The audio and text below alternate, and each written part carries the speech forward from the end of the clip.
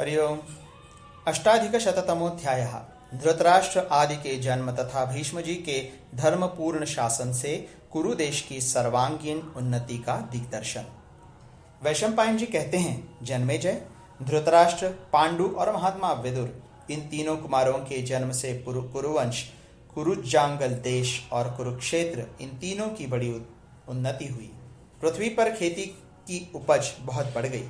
सभी अन्न सरस होने लगे। बादल ठीक समय पर वर्षा करते थे। वृक्षों में बहुत से फल और फूल लगने लगे। घोड़े, हाथी आदि वाहन हृष्ट पुष्ट रहते थे।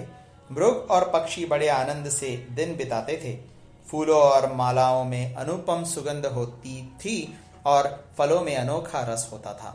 सभी नगर व्यापार कुशल वैश्यों तथा शिल्प कला में निपुण कारीगरों से भरे रहते थे। शूरवीर, विद्वान और संत सुखी हो गए।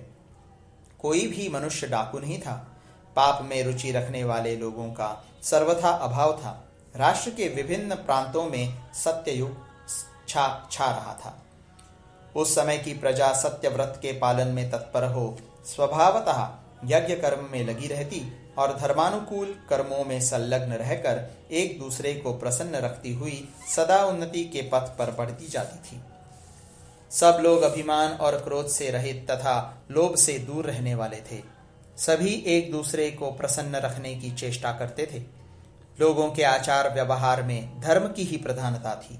समुद्र की भांति सब प्रकार से भरा पूरा कौरव नगर मेघ समूहों के समान बड़े बड़े दरवाजों, फाटकों और गोपुरों से सुशोभित था।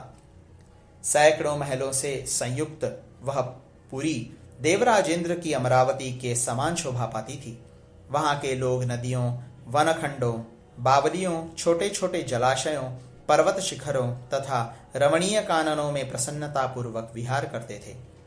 उस समय दक्षिण कुरु देश के निवासी उत्तर कुरु में रहने वाले लोगों, देवताओं, ऋषियों तथा चारणों के साथ होड़ सी लगाते हुए स्वच्छंद विचरण करते थे। कौरवों द्वारा बढ़ाए हुए उस रमणीय जनपद में न तो कोई कंजूस था और न विधवा स्त्रियां देखी जाती थीं। उस राष्ट्र के कुओं, बगीचों, सभा भवनों, बावलियों तथा ब्राह्मणों के घरों में सब प्रकार की समृद्धियां भरी रहती थी और वहां नित्य नूतन उत्सव हुआ करते थे। जन्मेजय, भीष्म जी के द्वारा सब ओर से धर्मपूर्वक सुरक्षित भूमंडल में वह कुरुदेश सैकड़ों देवस्थानों और यज्ञ स्तंभों से चिन्हित होने के कारण बड़ी शोभा पाता था। वह देश दूसरे राष्ट्रों का भी शोधन करके निरंतर उन्नति के पथ पर अग्रसर हो रहा था। राष्ट्र में सब ओर भीष्म जी के द्वारा चलाया हुआ धर्म का शासन चल रहा था। उस महात्मा कुमारों के यज्ञोपवीतादि संस्कार किए जाने के कारण नगर और देश के सभी लोग निरंतर उत्सव मनाते थे। जन्मेजय, कुरुकुल के प्रधान पुरुषों तथा अन्य नगर निवासियों के घरों में सदा सब ओर यही बात सुनाई देती थी कि दान दो और अतिथियों को भोजन कराओ। धृतराष्ट्र, पांडु तथा परम बुद्धिमान विदुर, इन तीनों भाइयों का भीष्म जी ने जन्म से ही पुत्रों की भांति पालन किया। उन्होंने ही उनके सब संस्कार कराए। फिर वे ब्रह्मचर्य व्रत के पालन और वेदों के स्वाध्याय में तत्पर हो गए। परिश्रम और व्यायाम में भी उन्होंने बड़ी कुशलता प्राप्त की। फिर धीरे धीरे वे युवावस्था को प्राप्त हुए। धनुर्वेद, घोड़े की सवारी, गदा युद्ध, ढाल तलवार के प्रयोग, गज शिक्षा तथा नीति शास्त्र में वे तीनों भाई पारंगत हो गए। उन्हें इतिहास, पुराण तथा नाना प्रकार के शिष्टाचारों का भी ज्ञान कराया गया। वे वेद वेदांगों के तत्वज्ञ तथा सर्वत्र एक निश्चित सिद्धांत के मानने वाले थे। पांडु धनुर्विद्या में उस समय के मनुष्यों में सबसे बढ़ चढ़कर पराक्रमी थे।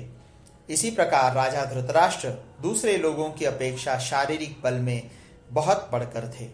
राजन, तीनों लोकों में विदुर जी के समान दूसरा कोई भी मनुष्य धर्मपरायण तथा धर्म में ऊंची अवस्था को प्राप्त मतलब आत्मद्रष्टा नहीं था। आत्मद्रष्टा पर एक टिप्पणी है। याज्ञवल्क्य स्मृति के उस पर एक टिप्पणी है।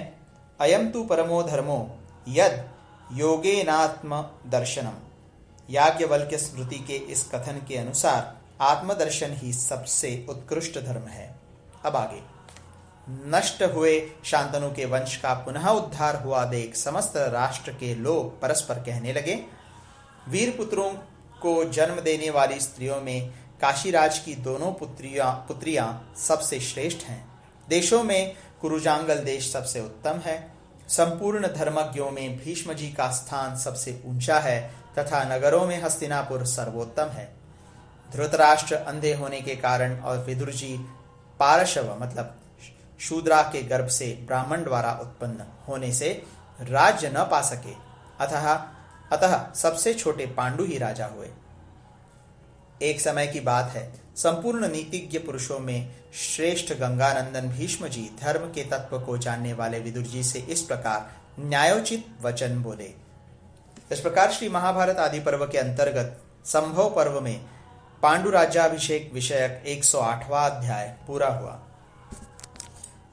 दाक्षिणात्य अधिक पाठ का आधा श्लोक मिलाकर कुल 26.5 श्लोक हैं।